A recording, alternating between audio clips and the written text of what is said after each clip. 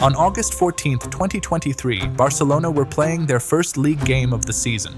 But that game quickly turned into an act of war. A war that saw 11 yellow cards, 2 red cards, and a furious Xavi getting suspended for calling it a disgrace of a match. Most fans switched off their TVs, pundits were angry, and most news articles accused the oppositions for playing a style that was ruining football. But while all these chaos was happening, one man stood on the sideline and was quietly smiling.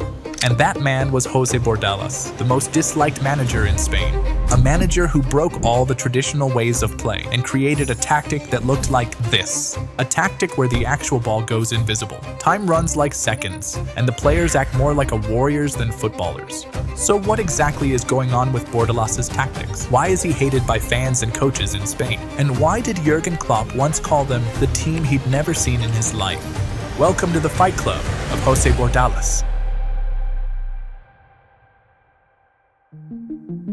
In football, no matter what tactics you play in, whether it's Bordalás' unique style or Pep's positional play, it all comes back to one thing. You really need players who can make smart decisions on the ball. It's about timing the pass, scanning the pitch, and reading the game before anyone else does. And that kind of quick thinking doesn't just happen by luck. It's pure skill, and it's exactly what Be Your Best helps you to achieve it. Be Your Best is a virtual reality training platform that puts you in the heart of real match situations, where you get to experience over 800 real-life scenarios. And with the ball at your feet, you can learn to scan the pitch, decide when to pass, and make the right choice under pressure. And research shows that players who scan more make better forward passes and keep the ball more often. So if you want to train your football brain and sharpen your decision-making on the ball, you'll first need a MetaQuest VR headset and then head to beyourbest.com, where you can use my promo code DK20 to get a discount of 20% on your first month or first year subscription. So just go to beyourbest.com to get started. The link is also in the description. Also, a big thanks to Be Your Best for sponsoring this video.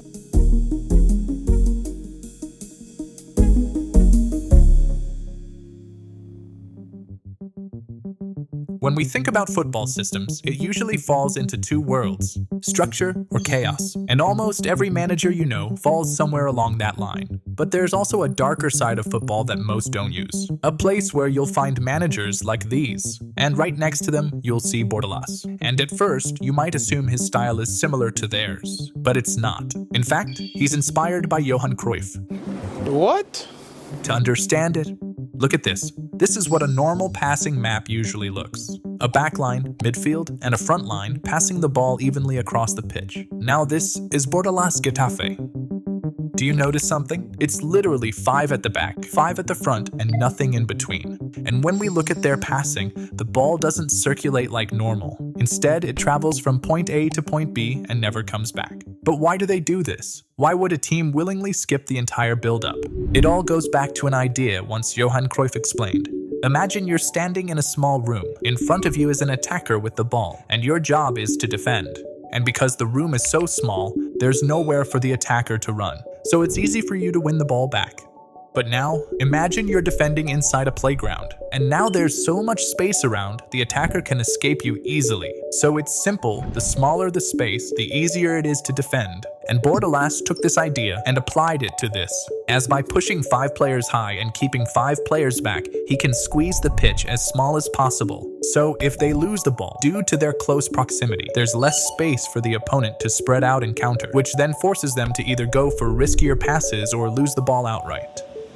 However, the main feature of their defense is this. This is the Great Wall of Getafe. As when we think of defending, we usually imagine 2 common approaches. A high-pressing team that pushes their defense into the opposition's half, or a deep block that sits closer to their own box inviting pressure. But for Getafe, whenever you turn on the TV to watch them play, you would always see them staying in this area, as they spend their maximum time and intensity in the middle part of the pitch. But what was the reason behind this? Think about it. If you defend deep, you're leaving space for midfielders to have time on the ball and make creative passes from the deep. And if you defend high, you're leaving space behind your backline and giving forwards an open runway to exploit with pace. But by defending in a mid-block, you can squeeze the space around the midfield while also giving less space and time for the forwards to run onto due to the fear of sweepers stepping up. However, you might think Getafe just stay in this area and park the bus. But actually, they don't. Just look at them. Do you think they are parking a bus? To understand this, when we think of parking the bus, we usually imagine a team sitting in a deep, low block and letting the opposition have the ball. But with Bordalás, he don't park the bus to survive, he parks it to fight. As instead of leaving the bus alone in the midsection, he instructs his players to come out and act as fighters, where they're encouraged to win the ball and even tackle them aggressively.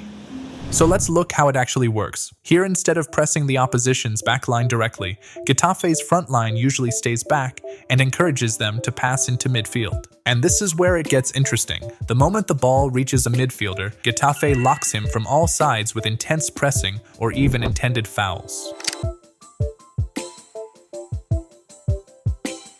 As Bordalás firmly believes that if you kill the midfield, you kill the entire team's creativity. And when teams try to go wide, Getafe doesn't stick to their positional zones, and instead tilts their entire shape toward one side to overload the flanks with a numerical advantage. This forces the oppositions to either play riskier crosses or go back.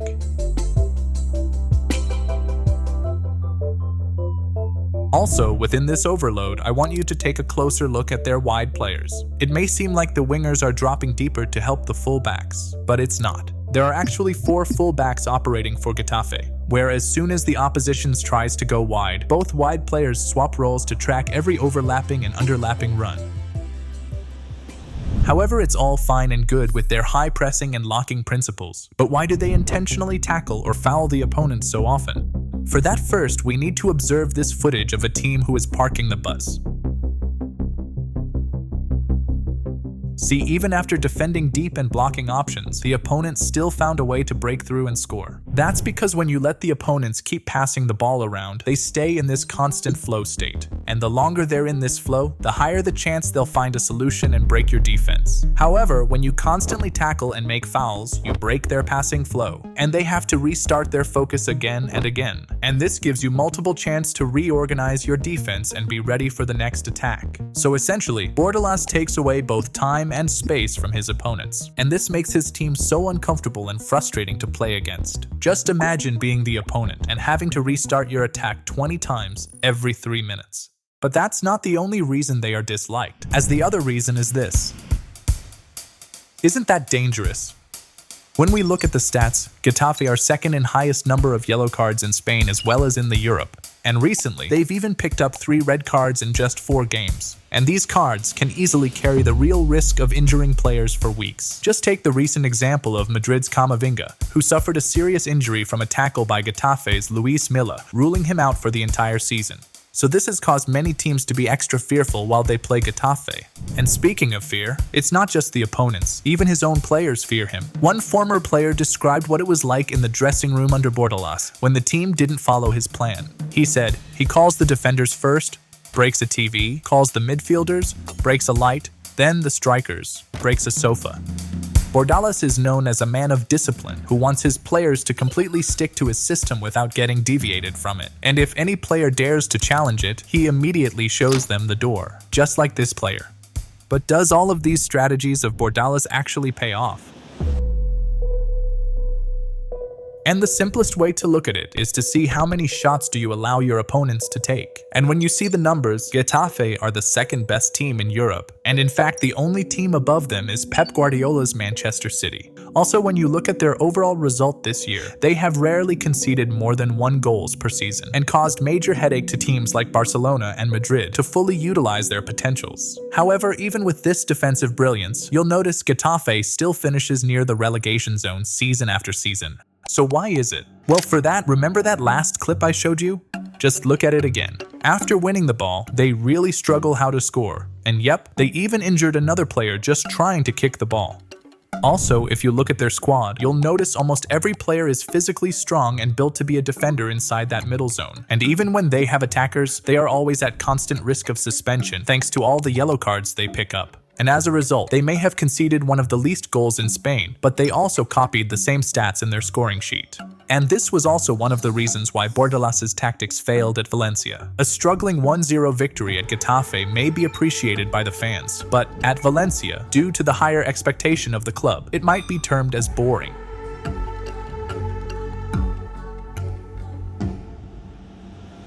But at the end of the day, When we take a step back and just observe Bordalás' tactics at Getafe, it may look ugly or even dangerous at sight, but it really played a crucial role in helping Getafe avoid relegation for many years. Because not every team can afford top-quality players to play entertaining football. Some teams simply have to focus on getting results rather than impressing the crowd. And Bordalás built a system where any player could fit in and help the team stay up.